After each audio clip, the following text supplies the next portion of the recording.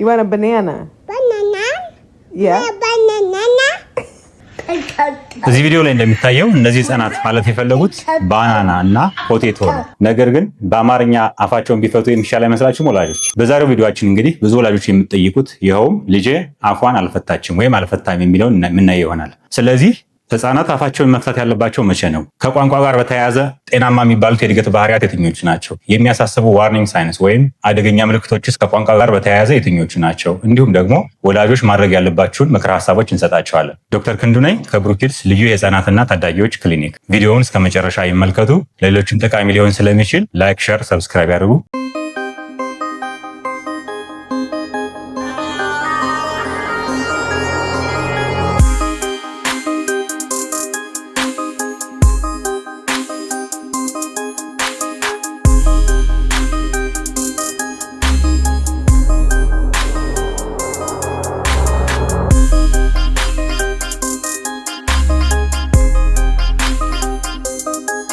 እንግዲህ ህፃናት እድገታቸው በተለይም ዛሬ የምናየው የቋንቋና የማህበራዊ እድገታቸው የተለያየ ነው። ሁሉም ህፃን በተመሳሳይ እድሜ ተመሳሳይ ቃላት ተመሳሳይ ደረጃ ላይ እንዲገኝ አይጠበቅም። ለዚህም የተለያዩ ምክንያቶች ሊጠቀሱ ይችላሉ። አንዳንድ ህፃናት ሌት ቶከርስ ወይም ዘግይተው ቋንቋ የሚለማመዱ ሲሆኑ፣ ሌሎች ደግሞ የመስማት ችግር ያለባቸው ሊሆኑ ይችላሉ። አንዳንዶች ደግሞ ሲወለዱ ወይም በእርግዝና ጊዜ ጉዳት ስላጋጠማቸው ከቋንቋ ጋር የተያያዘ ወይም አጠቃላይ የእድገት ችግር ሊኖርባቸው ይችላል። ሌሎች ደግሞ ኦቲዝም መሰል ምልክት ሊኖራቸው ይችላል። በዛሬው ዕለት ከዚህ ጋር የተያያዙ ዝርዝር ጉዳዮችን እናያለን። ስለዚህ በዛሬ ቪዲዮ 5 ጤናማ የቋንቋ ወይም የንግግር እድገት ባህሪያትን የሚያሳስቡ ምልክቶችን ወይም ዋርኒንግ ሳይንስ እናያለን። የመጀመሪያው ጤናማ የንግግር ባህሪ ሁሉም ህፃናት በተለያየ ፍጥነት ያድጋሉ። ስለዚህ ወላጆች የጎረቤቶቻችን ወይም የዘመዶቻችን ልጆች እያየን ከነሱ ጋርም እያነጻጸር የኔ ልጅ ከእንትና ልጅ አንጻር አፉን አልፈታም ዘግይቷል ብሎ መጨነቅ ሳይሆን ጤናማ የሆነ ነገር ግን የማያሳስቡ ነገሮች በተለይ ሌሎች የማያሳስቡ ነገሮች እስከሌሉ ድረስ ሁሉም ህፃናት በተመሳሳይ ሰዓት አፋቸው እንዲፈታ ወይም መናገር እንዲጀምሩ አይጠበቅም። ይህም ለምሳሌ በጾታ ምክንያት ስናይ ሴቶች ከወንዶች በቀደመ ሁኔታ ወይም የተወሰነ ፈጥነው አፋቸውን ሊፈቱ ይችላሉ። ሁለተኛው የጤናማ ንግግር እድገት ባህሪ ደግሞ ነገሮችን መረዳት ከመናገር ይቀድማል የሚለው ነው። ይህም ማለት ሪሴፕቲቭ ላንጉዌጅ ወይም ነገሮችን ህፃናት የሚረዱበት ፍጥነት ወይም እድሜ ከመናገራቸው በፊት ይቀድማል ማለት ነው። ስለዚህ ነገሮችን ተረድተው በምልክት እየገለጹ እንኳን ቃላት ሊያወጡ ይችላሉ ማለት ነው። ይህም ጤናማ የሆነ መረዳታቸው ወይም ሪሴፕቲቭ ላንጉዌጅ የምንለው ከንግግር ወይም ኤክስፕሬሲቭ ላንጉዌጅ መቅደሙ እንደ ጤናማ የሚወሰድ ይሆናል ማለት ነው። ሶስተኛውና እንደ ጤናማ የንግግር እድገት ባህሪ የሚወሰድ ደግሞ የሰውነት ኮሚኒኬሽን ወይም ደግሞ ቦዲ ላንጉዌጅ ወይም ደግሞ ገስቸርስ የምንለው ነገር የቋንቋ እድገት ባህሪ እንደሆነ መረዳት ያስፈልጋል ማለት ነው። ህፃናት እንግዲህ ንግግር ከመጀመራቸው በፊት ፋሻል ኤክስፕሬሽን ለምሳሌ የፊት ገለጻ የምንለው ወይም ደግሞ በመጠቆም ሊሆን ይችላል፣ ወይም እጃቸውን በማወዛወዝ ሊሆን ይችላል፣ ነገሮችን በማሳየት ሊሆን ይችላል። ከመናገራቸው በፊት ኮሚኒኬሽን ወይም ተግባቦት ሊፈጽሙ ይችላሉ። ይህም እንደ ጤናማ የሚወሰድ ይሆናል።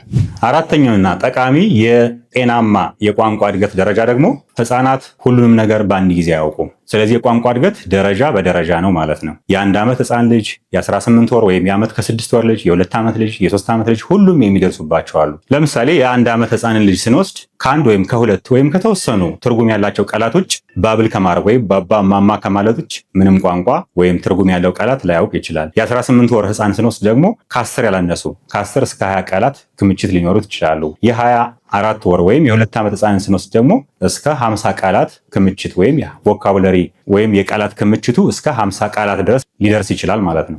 ሌላው በጣም ጠቃሚና አምስተኛው ጤናማ የሆነ የቋንቋ እድገት ደረጃ ደግሞ ወይም ደግሞ ባህሪ ህፃናት ባይሊንጓል ኤክስፖዠር መኖሩ ወይም ደግሞ ሁለት ቋንቋዎች በሚነገርበት ቤተሰብ ውስጥ መኖራቸው በቋንቋ እንዲዘገዩ አያደርጋቸውም። ይህ እንግዲህ በተደጋጋሚና በሰፊው በተለያዩ ሀገሮች የተጠና ጉዳይ ስለሆነ ህፃናት ሁለት ቋንቋዎች በሚነገሩበት ቤተሰብ ውስጥ መወለዳቸው መጀመሪያ አካባቢ ቃላት እንዲደበላለቁ የአንዱን ቋንቋ ከአንዱን ቋንቋ ቃላት ውስጥ የመደበላለቅ ነገር ሊኖር ይችላል እንጂ ከዛ ውጭ ግን በንግግር የመዘገየት ባህሪ እንደማያመጣ በጥናት የተረጋገጠ ነው። ስለዚህ የተለያዩ ቋንቋዎች ለምሳሌ ሁለት ቋንቋዎች የምትናገሩ ወላጆች ካላችሁ ልጃችሁ ለሁለት ቋንቋዎች መጋለጡ እንደ የመዘገየት ሪስክ ወይም የመዘገየት ስጋት እንደሌለው መረዳት ያስፈልጋል ማለት ነው። ታዲያ ወላጆች ልጅ አፉን አልፈታም ብላችሁ መጨነቅ ያለባችሁ መቼ ነው? ስለዚህ ከልጆች የንግግር ከንግግር መዘግየት ጋር በተያያዘ ወይም ከሚያስጨንቁ የንግግር እድገት ምልክቶች አንጻር ወደ 6 የሚሆኑትን እንነግራቸዋለን። የመጀመሪያው የምናየው የማስጠንቀቂያ ምልክት ለምሳሌ 1 ዓመት ላይ የምንጠብቀው የቋንቋ እድገት ደረጃ ነው። እሱም የ1 ዓመት ህፃን ልጅ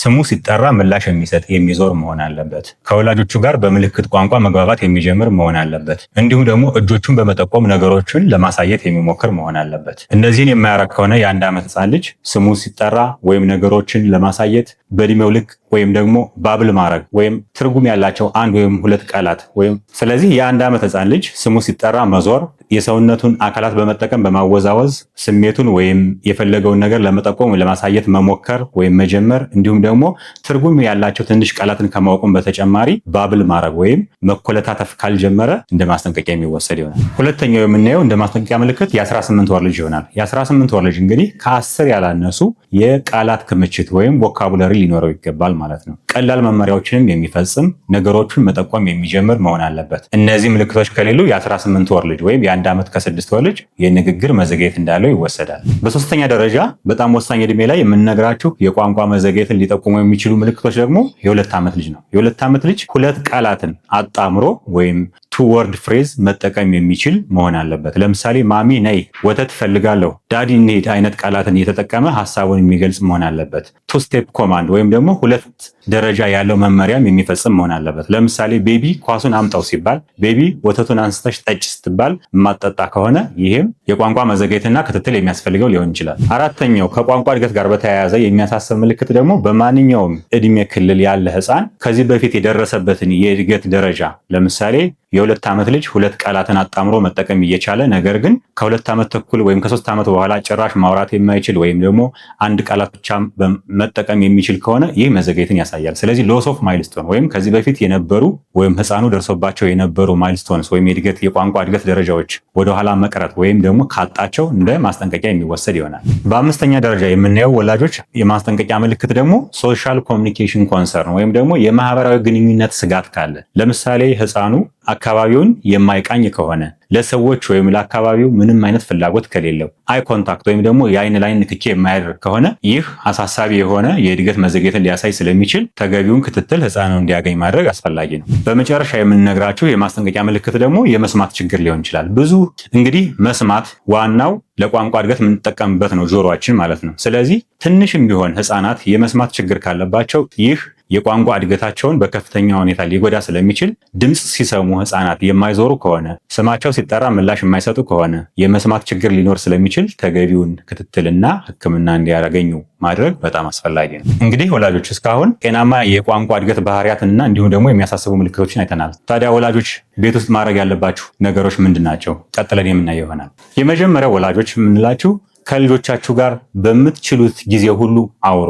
በማንኛውም አጋጣሚ ልጆቻችሁን አዋሯቸው። ከዚህም በተያያዘ ህፃናት ቃላትን እንዲጠቀሙ ሀሳባቸው እንዲገልጹ አበረታቷቸው። ማዋራት የፌስ ቱ ፌስ ኢንተራክሽን ወይም ደግሞ የፊት ለፊት ግንኙነት መፍጠር ለቋንቋ እድገት በጣም አስፈላጊ ነው። ሁለተኛው ጠቃሚ ምክር ለወላጆች ጨዋታ ነው። ህፃናትን የጋራ ጨዋታ ወይም ደግሞ ግሩፕ ፕሌይ ውስጥ በማሳተፍ የቋንቋ ክህሎታቸው እንዲዳብር በጣም ማድረግ ይቻላል። ስለዚህ ወላጆች ልጆቻቸውን በምትችሉት አጋጣሚ ሁሉ እንድታዋሯቸው ከዛም አልፎ ደግሞ እንድታጫውቷቸው እንመክራለን። በሶስተኛ ደረጃ ወላጆች የምንመክራቸው ደግሞ ስክሪን ታይም ሊሚት ማድረግ፣ ስክሪን ወይም ስልኮችን ታብሌቶችን፣ ቴሌቪዥን እንዲያዩ መፍቀድ በተለይ ለረዥም ጊዜና የተጋነነ በተለይም ከ2 ዓመት በታች ላሉ ህፃናት መስጠት ይሄ ሪል ወርልድ ኢንተራክሽን ወይም ደግሞ ይሄ ከነባሪያው ዓለም ጋር ወይም ከእናንተ ጋር ግንኙነት በመፍጠር ቋንቋ እንዲያዳብሩ።